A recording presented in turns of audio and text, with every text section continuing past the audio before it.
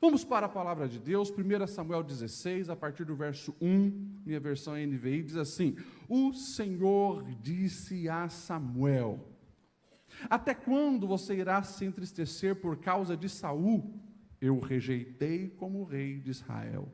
Enche um chifre com óleo, vá a Belém, eu enviarei a Jessé, escolhi um dos seus filhos para fazê-lo rei.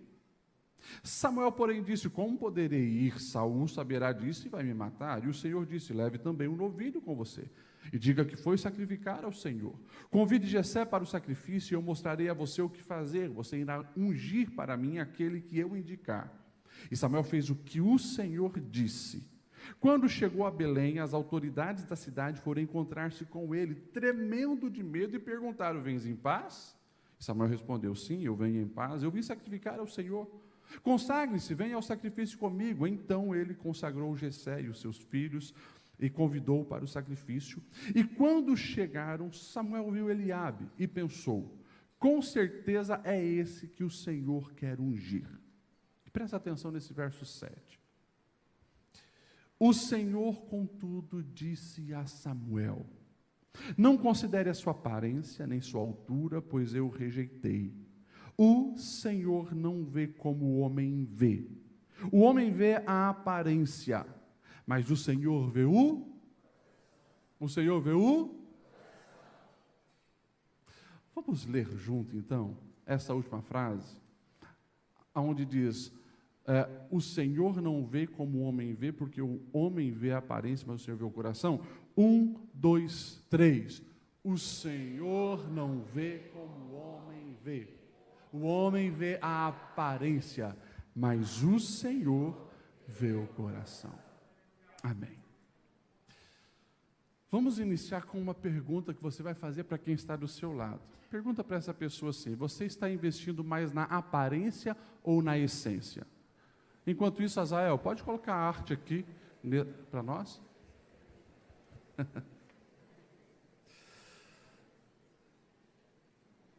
Pastor Lediel, você me levou a pensar agora. Eu vim aqui lembrar você que Deus está de olho no seu coração. Deus está de olho na sua essência. E, por favor, eu não estou aqui levantando uma bandeira para que você se torne um relaxado com a sua aparência, por favor. Não, Deus vê o coração, então agora vai andar descabelado, não vai escovar os dentes, roupa rasgada. Não estamos falando disso. Até porque, aquilo que eu carrego aqui vai se manifestar também em todas as outras áreas da vida. Mas eu quero lembrar você que o nosso Deus, Ele não se impressiona com a sua aparência, com o carro que você anda, com a casa que você tem, com a roupa de marca que você usa. O Senhor, Ele não estará impressionado se você tem grandes currículos na sua parede, se você é respeitado na sua empresa. O Senhor, Ele está preocupado com o seu coração. E deixa eu falar um pouco mais. Presta bastante atenção no que eu vou te dizer agora.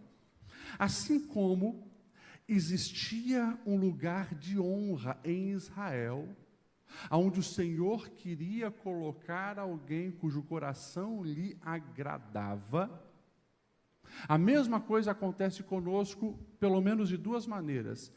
Na nossa jornada terrena, há lugares de honra em nossa cidade, há lugares de honra em nossa sociedade, que Deus tem reservado para pessoas que lhe agradem.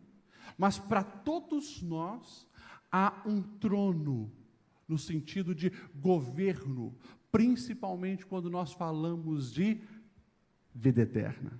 Eu sou crente raiz, continuo acreditando que há uma coroa de glória aguardando-me na eternidade. Você crê nisso? Você pode levantar sua mão e glorificar o nome do Senhor? A pergunta que precisamos responder é: o nosso coração está adequado para receber a coroa eterna? Ou nós estamos caminhando na jornada terrena com o coração de uma maneira que agrade ao Senhor, onde o Senhor pode me colocar nos lugares de honra, nos lugares de destaque, onde o Senhor pode de fato me dar vitórias, porque o meu coração está consagrado a Ele? Deus está de olho no nosso coração. Deixa eu colocar você aqui nessa história. Já fomos agraciados ali também pela leitura da Grace, que já veio somar. Mas nós temos evidências claras de que esse homem chamado Saul, que foi o primeiro rei de Israel, ele gradativamente foi se afastando do Senhor e o seu coração se tornou corrupto, maligno. Onde o texto diz que os demônios já o atormentavam porque o Senhor já não era com ele. E se você observar como que isso aconteceu com a vida de Saul, começou com desobediência. Onde o Senhor disse que ele deveria fazer algo e ele não fez. Ele deveria eliminar, inclusive, todas as riquezas, os bens, os gados, os amalequitas, e ele não fez. E depois ele mesmo começa a dar jeitinho, inclusive fazendo coisas que não eram do seu ofício, como ele mesmo sacrificar ao Senhor, e o Senhor foi rejeitando, se afastando. E quando ele vai manifestar a desculpa por que ele começou a agir assim, porque o profeta Samuel vai confrontá-lo, ele diz assim: olha, é que os homens me pressionaram, os soldados me pressionaram, eles queriam uma resposta. Ou seja, ele já tinha invertido prioridades, as vozes dos homens no coração de Saul falavam mais do que a voz de Deus, e ele foi se afastando. E você vai perceber que, de repente, quando ele ganhava uma batalha, ele não estava mais preocupado em construir um altar ao Senhor. O coração de Saul estava preocupado em construir um poste para ele, em homenagem a ele, porque ele queria a glória para ele. Então, Deus, como nós lemos no verso 1 aqui, Deus chama Samuel e diz: Samuel, para de querer forçar a barra para querer que Saul continue no trono. Isso não vai acontecer. Essa expressão eu acho pesada, mas Deus está dizendo: eu o rejeitei. Porém, eu já escolhi alguém cujo coração me agrada. E nós temos esses dois quadros bem explícitos aqui. Nós temos o quadro, então, de alguém que foi rejeitado e alguém que foi amado, porque Deus se agradou desse coração. E daí nós vamos ver, então, de fato, Deus ordenando Samuel que vá até Belém de Judá, vá à casa de Jessé para lá ungir o novo rei. E Samuel obedece, meio receoso, porque, como nós vamos saber, Saul, ele fica super enciumado, né, com tudo que vai acontecer, desconfiado. Imagine, se ele sabe agora que está sendo oprimido por demônios, ele sabe agora que Deus já o rejeitou, ele fica desconfiado com tudo e com todos. E manda, inclusive, ficarem vigiando Samuel, que era o profeta, se ele vai em algum lugar para ungir alguma pessoa, porque lá ele sabe que vai vir a concorrência para ele na questão do trono. E o próprio Samuel diz: mas Deus, se eu for lá, Saul vai ficar sabendo.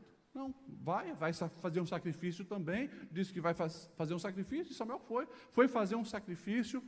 Porém, quando ele chega na casa de Jessé, que ele sabe que é lá que Deus havia escolhido o novo rei de Israel, o texto diz que vem Eliabe. Eliabe era um homem, sabe aquele homem que chama atenção quando passa na rua? Homem alto, forte, bonito. Era aquele homem que impressionava. A gente já sabe, pelas informações da Bíblia, que inclusive ele era um grande guerreiro dos exércitos de Saul. Quando o profeta bate os olhos, já na mente dele, é esse, certamente é esse. Então vem a fala que nós repetimos. Deus se manifesta para Samuel dizendo: opa, não atenta só para a aparência, porque eu não vejo como o homem vê. O homem está de olho na aparência, mas eu sondo corações. E a gente sabe que vai passar os 7 filhos de Jessé. Vai vir Eliabe, vai vir Samar, vai vir Abinadab, vai vir todos eles, e nenhum é. Não tem mais ninguém? Tem o menor que está cuidando das ovelhas. Manda chamar, ninguém vai jantar sem ele chegar. E quando chega Davi, o Senhor fala ao coração de Samuel: é esse. E ali então Davi é ungido na frente dos seus irmãos. E o texto vai nos dizer, eu acho lindo, né, quando o Senhor, no verso 13, vai dizer que a partir daquele dia, o Espírito do Senhor se apoderou de Davi. O Espírito do Senhor se apoderou de Davi. Agora, a reflexão que eu gostaria de convidar você para fazer essa noite é muito simples. E eu acho que a gente deveria, nessa história tão conhecida, dar muito mais atenção a essa pergunta: Qual pergunta, pastor Lediel? Como era o coração de Davi? Como era o coração de Davi? Porque eu também quero ter esse coração. Porque se tinha um lugar de destaque, um trono, Deus estava olhando o coração dos homens da terra, e encontra aquele coração, tem algo em Davi que precisa servir de uma maneira pedagógica para que eu lapide o meu coração e deixe Deus também lapidar o meu coração, para que eu agrade o Senhor, porque eu espero que tanto a minha vida e a sua vida nós venhamos viver para agradar ao Senhor. Você vive por isso, amém? Não existe outro objetivo na sua jornada, se não for esse, agradar ao Senhor. Até porque quando nós estivermos no juízo final, não vai importar os nossos currículos terrenos. Os carros que nós andamos, quanto ficou na nossa conta. O que vai importar é se somos realmente servo bom e fiel, se o nosso coração agradou ao Senhor. Isso é que vai pesar no dia do juízo final. Por isso, olhando para a vida de Davi, tem algumas coisas que eu gostaria de chamar a sua atenção, para que nós venhamos aprender com esse servo de Deus, que também não era um ser humano perfeito, tinha as suas falhas, mas mesmo assim, o coração agradava ao Senhor. E é claro, quando nós vamos para a Bíblia, olhamos essa palavra que aparece no texto que nós lemos de 1 Samuel 16, coração, não estamos falando do órgão que bombeia o corpo. Porque no hebraico é muito mais amplo a compreensão disso. O coração vai falar de pensamentos, intenções, caráter, vontade e assim por diante. Ou seja, é uma definição da alma do ser, uma alma que agrade ao Senhor. E o Espírito Santo nessa noite já nos conduziu já na abertura do culto, né? A orquestra cantando sobre isso. Diferente hoje é o meu coração. Por quê? Porque o coração convertido a Deus, ele é diferente. E tem que ser diferente do mundo. Mas vamos lá, vem comigo. Vamos olhar algumas coisas na vida de Davi que evidenciam o que ele tinha nesse coração. O Salmo 27, 4, e algumas canções que Davi vai escrever, alguns poemas que Davi vai escrever, e algumas ações que Davi vai se manifestar, a partir de agora, vão evidenciar esse coração. Mas olha só, o Salmo 27, 4, Davi vai dizer assim: uma coisa eu pedi ao Senhor, e é o que eu procuro, que eu possa viver na casa do Senhor todos os dias da minha vida, para contemplar a bondade do Senhor e buscar a sua orientação. O coral cantou isso hoje, o coral cantou o Salmo 27 hoje aqui, se você prestou atenção na letra. Estar na presença do Senhor, estar com o Senhor, e isso evidencia no coração de Davi um desejo intenso pela presença do Senhor. Escute isso.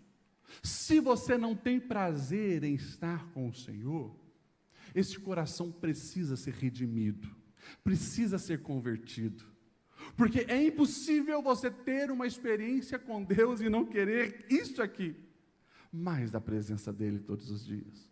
Pastor Lediel, mas como assim? Davi está dizendo uma coisa, peça ao Senhor e a buscarei. Ele pediu várias coisas ao Senhor, é verdade. Davi, ele vai pedir ao Senhor se deveria ou não ir a uma cidade, se ele deveria ou não guerrear, se ele deveria ou não fazer isso. Ele vai fazer vários pedidos ao Senhor, mas quando ele está falando uma coisa eu peço ao Senhor, ele está colocando em destaque aquilo que é prioridade da sua busca. Ele deseja a presença do Senhor acima de tudo. Se você vai para o Salmo 18, nós vamos ver uma explosão de amor do coração de Davi para com Deus. Ele vai dizer assim: eu te amo, Senhor, minha força. O Senhor é a minha rocha, minha fortaleza, meu libertador. O meu Deus é o meu rochedo em quem eu me refugio. O meu escudo, o poder que me salva é a minha torre alta. Ou seja, o Senhor é o renovo, o propósito, aquilo que está latejando todos os dias no coração de Davi. Vamos para o Salmo 63, ele vai dizer assim: ó Deus, Tu és o meu Deus e eu te busco intensamente.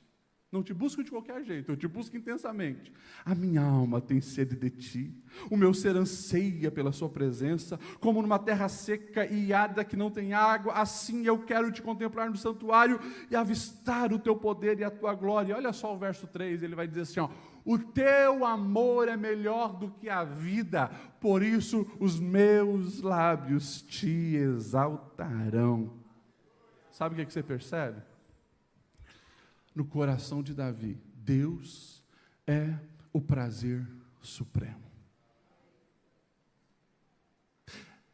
As maiores manifestações de alegria, de júbilo, não foram com o gol do time dele. Não foram com o final da novela que ele assistia. O coração de Davi, acima de tudo, batia por Deus. Ele amava Deus.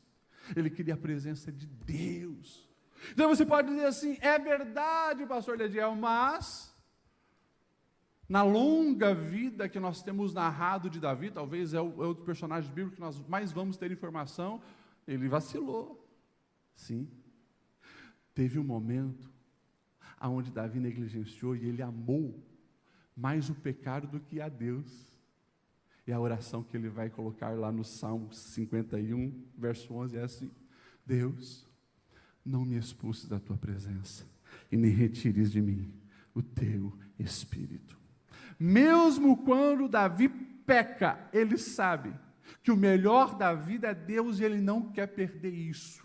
Ele pode perder trono, pode perder riqueza, pode perder o status, ele não quer perder a presença de Deus. Esse é o coração que Deus procura. Um coração que vive além da aparência religiosa. Um coração que quando vem aqui, não precisa o tempo inteiro ser chamado, ser forçado para adorar, para celebrar, para manifestar o seu amor ao Senhor. Não, é um coração que naturalmente pulsa por isso, porque vive para o Senhor, ama o Senhor e quer estar na presença do Senhor.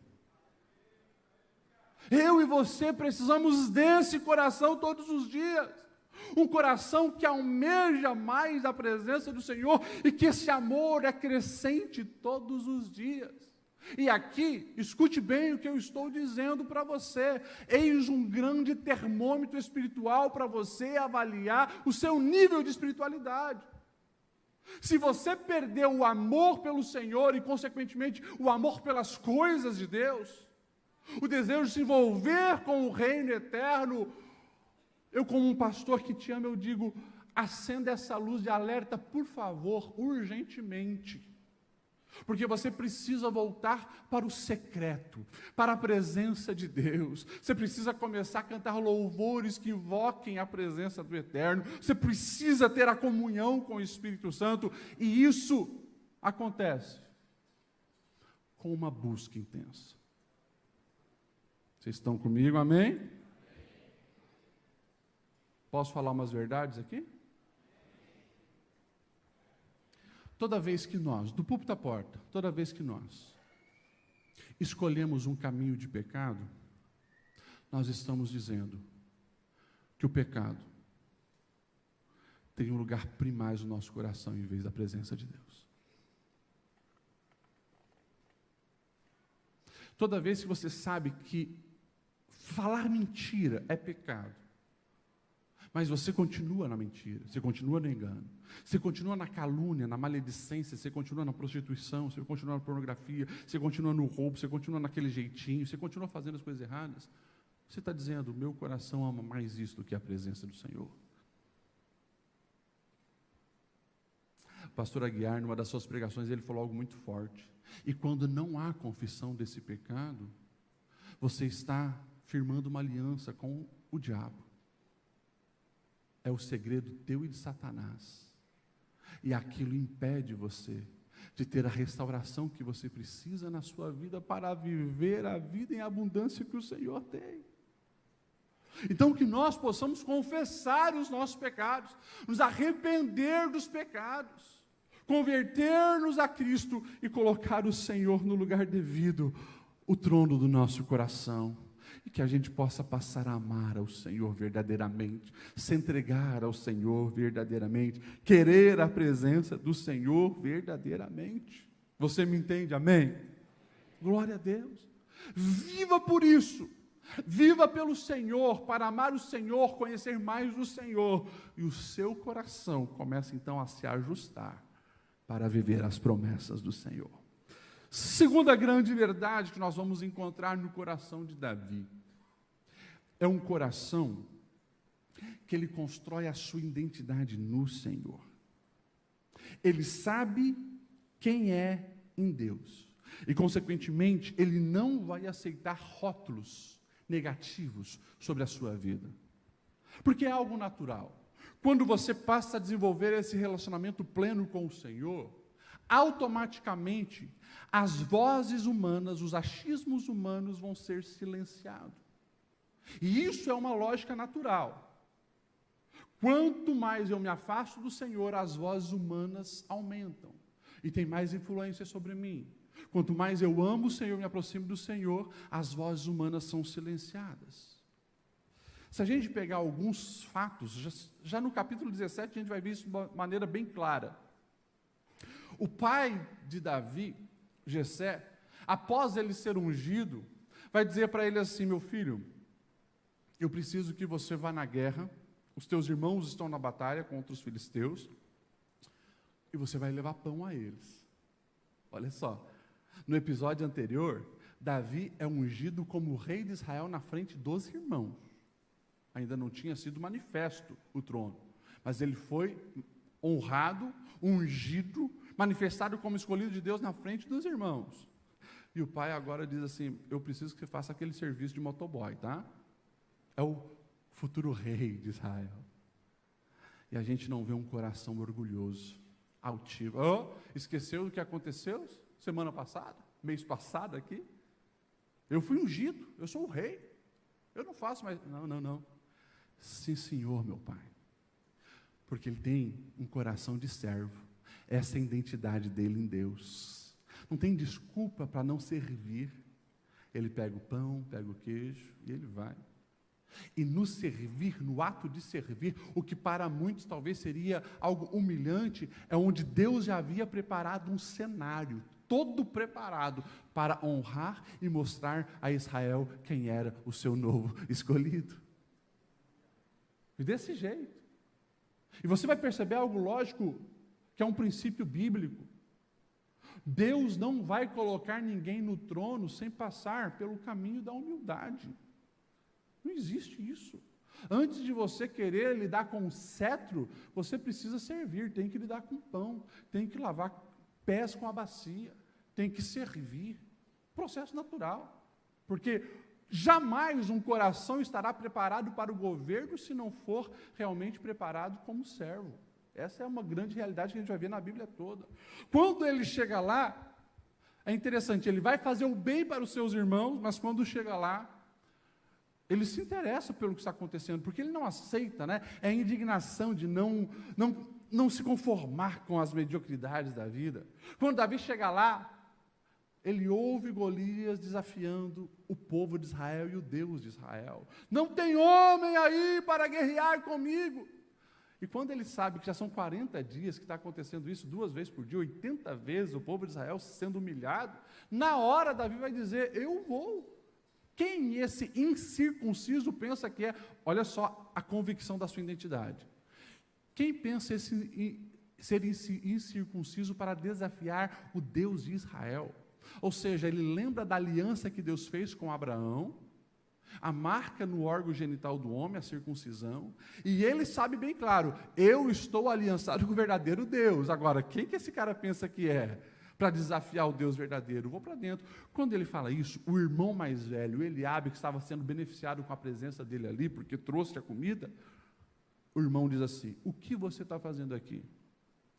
Sei que o teu coração é maligno e presunçoso. Com quem você deixou aquelas poucas ovelhas lá? O irmão fica enciumado e tenta humilhar Davi.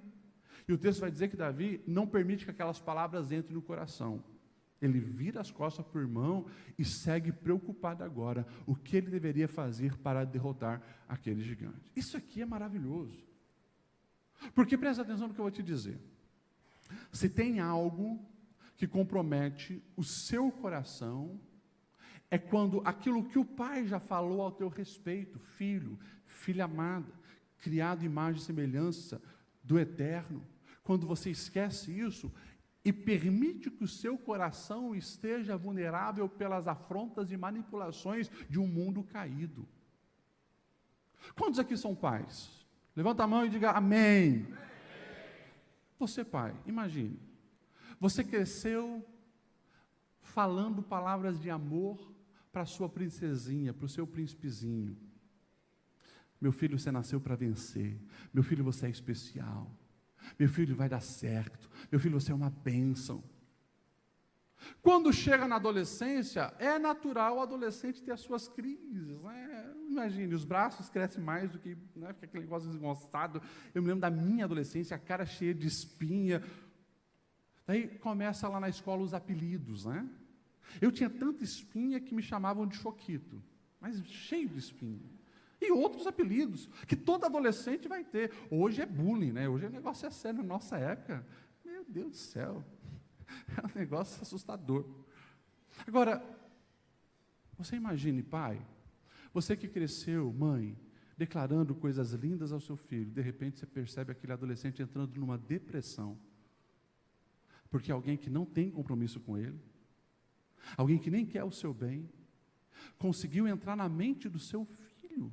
E tudo aquilo que você falou e você manifestou em atitudes está sendo esquecido, e aquela criança, aquele adolescente está definhando. O teu coração certamente estaria dilacerado. Porque você sabe para que você criou o seu filho. É mais ou menos a nossa vida em Deus. Desde o início, o texto diz: criados à imagem e semelhança do Eterno. Ao longo da vida, o mundo vem despejando rótulos sobre você. E tem pessoas que já nem mais sabem que são amados pelo Senhor, criados para um propósito eterno, que são únicos, com habilidades exclusivas para fazer coisas extraordinárias, e o mundo vai despejando coisas. E o coração humano vai entrando numa insegurança tão grande, que ele começa a procurar insatisfações de um monte de coisas que não faz o menor sentido. É aquele menino que, como eu falei, o teu filho, ele começa a ouvir o vendedor de maconha da esquina. Esqueceu do que você falou e ele, não, para mim me encontrar, acho que eu tenho que também entrar no mundo aí da droga, do baseado, para ser mais descolado. E começa a se afastar do propósito da criação. O adulto é assim também. O mundo está aí dizendo, ei, encontra a sua identidade no dinheiro. E nós adultos trabalhamos com uma obsessão de receber algum reconhecimento pelo dinheiro que nós temos, pelo carro que nós vamos andar, pela casa. Não estou dizendo que você não pode andar numa casa boa, num carro bom e estar numa casa boa, não estou dizendo isso. Mas cuida para você não querer construir a sua identidade nisso. Pelo que você faz, pelo que você tem, pelo seu status, pelo que os outros pensam. Para com isso, porque o Pai já declarou quem é você. E o que você precisa é ser como um Davi. Você tem essa certeza na sua alma quem é você. Consequentemente, você se torna muito mais resiliente na vida e muito mais resistente ao pecado. Porque você não precisa mergulhar no pecado para encontrar alguma satisfação na sua alma. A sua satisfação está na presença do Pai. Ali você se encontra, ali você se reconhece, ali você sabe que você é herdeiro de coisas eternas. É isso. Vocês estão me entendendo? Amém? Glória a Deus. Davi, ele não aceitou esses rótulos. Ele sabia do seu propósito. Quando chega a notícia a Saul, que está desesperado, porque passou 40 dias e nenhum guerreiro se manifestou, e claro, ele, que era o rei, deveria, né, ter se posicionado, mas estava com medo, covarde, longe de Deus. Chama Davi. Quando Saul bota os olhos em Davi, Saul vai dizer assim: Não. Você, um moço de gentil aspecto, vai enfrentar aquele gigante experiente em guerra, ou seja, não vai rolar. Daí Davi precisa lembrar algumas coisas importantes, que como pastor, ele já tinha matado leão, tinha matado urso e tal. Quando Saul percebe que aquele menino está determinado a enfrentar o gigante, ele diz assim, pega a minha armadura, coloca a minha couraça, pega a minha espada, o meu... Certamente era a melhor armadura de Israel naquela altura do campeonato. Só que Davi sabe que aquilo não combina com a sua identidade, aquilo não é ele. E quando Saul força e coloca nele, a resposta que Davi vai dar é a seguinte: eu não consigo nem andar com isso, porque eu não estou acostumado. E daí Davi vai rejeitar aquela parafernália, pega a sua funda, pega o seu cajado, vai para o ribeiro, pega as pedrinhas e vai enfrentar o gigante. Sabe o que é isso? Convicção da sua identidade. E deixa eu falar umas verdades para você. Muitas batalhas você não tem vencido porque você não tem sido autêntico, verdadeiro e valorizar a tua singularidade em Deus.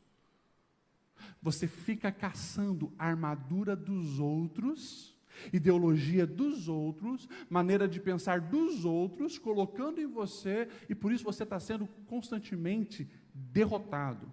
Porque vestindo aquilo que é para o outro, você não consegue desempenhar aquilo que Deus chamou você para fazer. Não queira viver a vida do outro, é um desperdício de quem você é, do jeito que Deus te criou. E deixa eu falar uma coisa muito séria para você. Ninguém tem a história que você tem. Ninguém tem os aspectos, características que Deus, ao longo de todos esses anos, te lapidou. Porque há em você habilidades que o pastor Lediel não vai ter, pastor Anderson não vai ter, pastor Ário não vai ter, que o João, a Maria, a Ana não vai ter, é tua. E o Senhor já vai manifestando isso porque o teu polegar é único na tua digital, os teus olhos são únicos, o teu DNA é único, e a tua essência de alma é única. Consequentemente, o Senhor já preparou algo que só você pode fazer. Na sua jornada terrena, tem coisas que só você vai poder fazer. Por isso, que você possa se derramar na presença do Senhor. Cumpra em mim o teu querer, Senhor, do jeito que o Senhor deseja. Pastor Lediel, mas espera aí. Você disse que ao longo da minha história, inclusive as coisas que eu passei, que me fizeram enxergar a vida de algumas maneiras, até nisso Deus tem um propósito, até nisso. Não é o pastor Lediel que está falando. Se você vai ler a carta de Paulo aos Romanos 8, você vai ver isso. Todas as coisas cooperam para o bem daqueles que amam a Deus e vivem de acordo com o seu propósito. É isso. As feridas da vida, os desprezos, os traumas, aquilo que muitas vezes gerou lágrimas e dor na tua história, também te moldou, também te lapidou. E ao longo da vida, provavelmente você teve que fazer escolhas. Eu vou guardar esse trauma no coração e ele vai bloquear o meu desempenho, ou eu vou ressignificar ele, transformar como uma lição pedagógica e abrir o meu coração para que o Senhor possa usar, inclusive, aquilo que foi uma dor como o meu ministério. Você me entende? Amém? Eu, pastor Lediel, muitas vezes, não consigo no gabinete sentir a dor de algumas feridas, porque eu não vivenciei. Eu não sei como é a ferida de crescer num lar desestruturado, eu não sei o que é a ferida de um abuso sexual, eu não sei o que é a ferida de ter alguém preso nos vícios do álcool dentro de casa, eu não sei. E eu tento me esforçar baseado na palavra para mostrar caminhos para essas coisas. Agora, quem já viveu essa história e superou, tem muito mais capacidade e ferramenta para mostrar o caminho de restauração para quem viveu aquilo. Então, quando nós estamos com o coração alinhado em Deus, a nossa identidade vai ser restaurada nele, confirmada nele, e inclusive o Senhor vai usar todos os aspectos da nossa autenticidade para a glória do seu nome. Amém? Então, por favor, sabendo disso, para de querer construir sua identidade na opinião humana, nos achismos humanos. Você veio de Deus, você pertence a Deus, e é em Deus que você se encontra, é em Deus que você define quem você é. Para nós finalizarmos ponto 3, nós vamos enxergar em Davi um coração que confiava plenamente no Senhor. Quando ele está falando para Saul, ele vai dizer assim, ó, eu sei que você não está dando moral para mim, a minha aparência de pastor, eu sou um grande guerreiro, mas eu já vi o Senhor me livrar da mão de um urso e da mão de um leão. E ele já emenda, da mesma maneira o Senhor vai me livrar da mão desse filisteu. Olha a confiança. Se você começa a observar os salmos, você vai ver o tempo inteiro Davi falando que o Senhor é rocha, que o Senhor é baluarte, que o Senhor é o seu castelo, é o seu refúgio, a fortaleza, é o socorro na hora da angústia. Tudo isso. E claro, nos momentos de desafio, como ele estava para viver agora com Golias, é que aparece o verdadeiro nível de confiança. Porque uma coisa é você aqui com a igreja cantar como nós cantamos tão belamente hoje. Se o mar me submergir a sua mão. É lindo. Agora, quando a vida dói, quando o gigante se levanta, quando a afronta vem, quando aquele que você confiava te trai, quando a trapaça chega, quando o coração é confrontado na vida, daí que nós vamos de fato ver o nível de confiança que você tem em Deus. É quando a vida dói. Aqui é mais fácil. Lá fora, no dia a dia, a gente às vezes tenta dar o nosso jeitinho, porque a gente desconfia que Deus está realmente governando a nossa vida. E deixa eu falar uma coisa para você. Eu vou repetir o que eu falei, na verdade. Quando o gigante se levanta,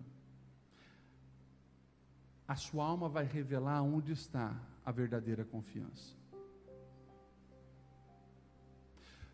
Se eu pego uma laranja, eu esmago essa laranja, nós vamos ter suco de laranja. Não tem como ter um suco de beterraba espremendo a laranja, não tem. Quando a vida me esmaga, eu vou manifestar aquilo do qual eu construí a minha vida, daquilo que eu estou ingerindo. E sabe por que tem um monte de pessoas que dizem que são crentes, mas no primeiro grande gigante que levanta, ela já desiste, ela se desespera, porque ela se encheu de redes sociais, se encheu de Netflix, se encheu de fofoca, se encheu de outras coisas, não esteve na presença do Senhor, negligenciou a palavra. Quando é esmagada pela vida, ela não consegue perseverar, vencer, resistir. Em nome de Jesus, que o seu coração esteja totalmente rendido ao Senhor, e que você viva experiências com Deus, para você saber que Ele não falha, Ele não erra, Ele não é um deusinho desses de madeira fracassado, Ele não é essas entidades demoníacas fracassadas, Ele é o Deus criador do universo, Ele é o Deus que chama estrela pelo nome, Ele é o Deus que controla demônios, e os demônios tremem diante dEle. Esse é o meu Deus e o seu Deus. Então a pergunta é: por que você está atribulado com esse desafio que você tem vivido? Porque essa doença que chegou na tua casa tem gerado desespero e tirado o teu sono? Vai para a presença do Senhor. E cada experiência que você tem com Deus, a tua fé aumenta, teu nível de confiança nele aumenta. É assim. Davi, ele confiava plenamente no Senhor. E é lindo porque a gente vai ver um Davi, ele confia tanto em Deus, e eu não estou falando, gente, que a vida de Davi foi fácil, talvez é um dos personagens mais desafiadores que nós temos na Bíblia, porque assim, todo esse episódio que eu falei para vocês aqui, da unção, reconhecimento, imagine, né? É ungido na frente dos irmãos, depois no campo de batalha, Deus preparou um cenário para honrar Davi, ele mata aquele gigante, o povo de Israel ganha ânimo, e quando eles estão voltando para a cidade, as mulheres que ficaram esperando começam a gritar: Saul matou 1000, mas Davi 10 milhares, reconhecido como um grande guerreiro. Porém o coração de Saul começa agora a ficar mais enciumado ainda, e começa a caçar Davi. É estranho algumas coisas quando a gente vai para a Bíblia, porque a gente começa a ver que Deus, ele não corresponde às expectativas humanas, principalmente na questão de tempo. E talvez a nossa geração é a geração mais equivocada na questão de paciência e esperar o agir de Deus, porque a gente quer tudo para ontem. É a geração fast food e micro-ondas, para ontem. Desde a unção de Davi até a promessa se cumprir de sentar no trono, tem pelo menos 12 anos fugindo de Saul, sendo caçado como animal, se escondendo no meio do deserto, lidando com situações adversas. E se você pegar os outros personagens, Abraão, Moisés, José, você vai ver a mesma coisa. É a maneira de Deus trabalhar nesse hiato. Mas o que me chama a atenção na questão da confiança, lá no capítulo 24, Davi vai ter a oportunidade, por 2 vezes na verdade, de matar Saul. Davi está escondido nas cavernas do En-Gedi, e Saul está com seu exército caçando Davi. De repente dá uma congestão ali no abdômen do rei, ele entra numa caverna para fazer as suas necessidades. Sabe quem estava escondido lá? Davi e os seus soldados. A interpretação humana dos soldados de Davi é: cara, Deus está entregando Saul nas suas mãos, o teu inimigo nas suas mãos. A resposta de Davi é: que o Senhor me livre de fazer tal coisa ao meu Senhor, de erguer a mão contra ele, porque ele também é ungido do Senhor. Com essas palavras, Davi repreendeu os soldados e não permitiu que atacassem Saul. E depois Saul saiu da caverna. Davi, ele tem uma certeza: vai chegar o tempo correto, aonde Deus irá tirar Saul para me colocar no trono. Não é eu que vou forçar a porta. O que isso tem a ver comigo e com você? Você precisa confiar no tempo de Deus, sobre as promessas que Ele fez na sua vida. Você não precisa forçar porta, você não precisa dar jeitinho, você não precisa, como o mundo faz, puxar o tapete de ninguém. Você precisa permanecer com o coração conectado ao Senhor. No tempo certo, Ele vai fazer, a promessa vai se cumprir, porque o Senhor não falha, Ele não tarda, Ele não erra. Você me entende? Aplauda o nome do Senhor. Oh, aleluia! O que o Senhor reservou para você, ninguém vai roubar. Para de ficar bajulando homens. Para de ficar tentando entrar onde você ainda não deve estar. Espera o tempo de Deus. E deixa eu falar uma coisa, essa certeza, e a gente já caminha para o final, essa certeza que eu tenho que o meu Deus não falha, vai me enchendo de esperança. E a esperança é poderosa. A esperança é poderosa para me manter na linha. A esperança é poderosa para me tornar resiliente diante das adversidades. O problema é que muitos estão querendo encontrar esperança em si mesmo. quando a esperança precisa estar no teu Deus que não falha. Então jamais perca a esperança, seja nas promessas dessa vida ou nas promessas da eternidade, porque se a gente começa a falar aqui das promessas da eternidade, isso vai te manter de cabeça erguida, vencendo o pecado, renovado e forte, para enfrentar todas as adversidades dessa terra, porque há uma coroa de glória reservada para você, há um lugar de paz, alegria verdadeira esperando você, aonde nós vamos desfrutar plenamente da presença do Senhor. Tudo isso está nos esperando. Isso é a esperança na vida eterna. Alguns anos atrás, teve um psicólogo chamado Kurt Richard. Esse cara, ele vai fazer um experimento bem interessante. Hoje eu acho que nem permitiriam que ele fizesse mais isso. Ele vai fazer um experimento com os ratos. É um cientista, psicólogo, vai fazer uma experiência com os ratos. Porque diz que os genes dos ratos, 80%, eu acho que é parecido com os humanos, tanto que as vacinas, né, são testadas primeiro nos ratos. E esse camarada, ele queria ver o poder da esperança. Pegou ratos, colocou no recipiente de água, sem possibilidade daquele rato sair. E ele começou a calcular os minutos que o rato conseguia ficar nadando até morrer. 12 minutos. Um outro rato, 13 minutos. Outro rato, 15 minutos. Outro rato, 11 minutos. Outro rato, 13 minutos. Ou seja, ele começou a perceber que aqueles ratos conseguiam ficar de 11 a 15 minutos nadando. E ele continuou os seus estudos. O que ele fez? Quando chegava por volta dos 10 minutos, 11 minutos, ele começava a salvar os ratos. Salvava os ratos. Nenhum rato depois morria afogado. Quando ele colocava de novo os ratos na água, ele se surpreendeu. Como os ratos foram salvos por volta dos 11, eles continuavam nadando, porque tinham esperança de ser salvos. Chuta quanto tempo os ratos ficaram nadando. Fala, maestro Zico. Vivian? Meia hora, ela diz. Quem acha que é mais? 1 hora. Eliseu? 2 horas. O estudo comprovou que os ratos conseguiam ficar 60 horas nadando. 60 horas nadando, com a esperança que seriam resgatados.